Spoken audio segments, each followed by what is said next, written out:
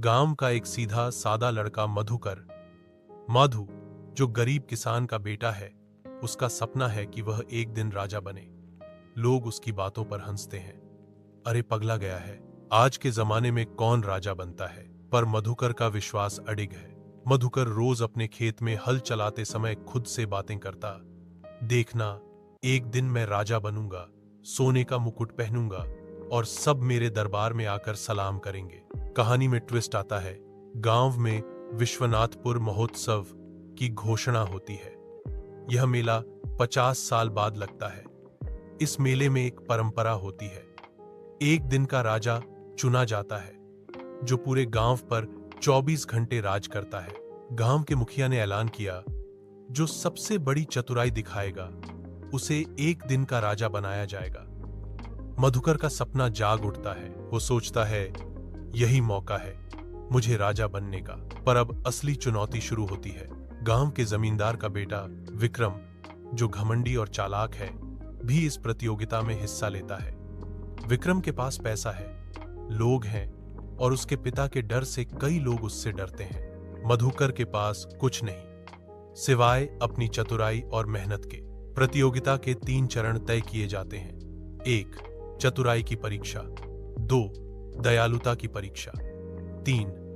नेतृत्व की परीक्षा। पहला चरण चतुराई की परीक्षा एक तोता और एक लोमड़ी को जंगल में छोड़ दिया गया। प्रतियोगियों को उन्हें पकड़ कर लाना था, लेकिन बिना किसी हिंसा के। विक्रम अपने नौकरों को पैसे देता है और जाल बिछवाता है। तोता उड़ जाता है और लोमड़ी चालाकी से भाग निकलती है। मधुकर ने चावल के दाने से रास्ता बनाकर तोते को अपने कंधे पर बुला लिया और लोमड़ी के लिए दूध और रोटी रखकर उसकी भूख मिटाई। लोमड़ी उसके पास खुद आ गई। गांव वाले दंग रह गए, अरे इस लड़के में तो दिमाग है। दूसरा चरण दयालुता की परीक्षा। मुखिया ने गांव की एक बुजुर्ग महिला को बुलाया जो बहुत बीमार थी। सवाल था, कौन इस महिला की सेवा करेगा बिना किसी स्वार्थ के।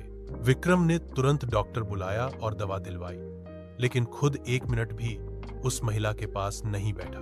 मधुकर ने अपने हाथों से उस महिला के पैर दबाए, उसके लिए खिचड़ी बनाई और पूरी रात उसकी देखभाल की। महिला की आंखों में आंसू थे। बेटा, तू सच में राजा बनने लायक है। तीसरा चरण नेतृत्व की परीक्षा। अब गांव में एक समस्या खड़ी कर दी गई। गांव की नदी का पानी रुक गया था और खेत सूख रहे थे। मुखिया ने कहा, जिसने पानी वापस लाया वही असली राजा कहलाएगा। विक्रम ने मशीनें मंगवाईं, पैसे फूंके, पर कोई हल नहीं निकला। मधुकर ने गांव के युवाओं को इकट्ठा किया। सब मिलकर पुरानी नहरों की सफाई में लग गए। 24 घंटे मेहनत के बाद पानी फिर से बहने लगा। गांव में हर कोई खुशी से झूम उठा। अंतिम घोषणा, एक दिन का राजा। मुखिया ने मंच पर आकर ऐलान किया, गांव का एक दिन का राजा है मधुकर। सभी तालियां बजाने लगे। मधुकर के माता पिता की आंखों में गर्व था। मधुकर को राजा का मुकुट पहनाया गया, सिंहासन पर बैठाया गया। पर मधुकर ने वहां बैठते ही कहा, राजा वो नहीं होता जो सोने का मुकुट पहनता है, राजा वो होता है जो अपने लोगों की सेवा करता है। मैं चाहता हूं कि हर साल इस गांव में सेवा राजा चुना जाए, जो गरीबों, किसानों और बेसहारों की मदद करे। मधुकर का एक दिन का राज पूरे गांव का भविष्य बदल देता है। उसने स्कूल, अस्पताल और तालाब खुदाई के काम शुरू करवाए। गांव के लोग पहली बार समझते हैं कि असली राजा पैसे से नहीं, दिल से बनता है। कहानी का संदेश, असली राजा वो है जो सेवा करता है। चतुराई, दयालुता और नेतृत्व के गुण ही किसी को महान बनाते हैं। सपने देखने वालों का कोई मजाक नहीं उड़ा सकता, अगर वे अपने इरादों में सच्चे हैं।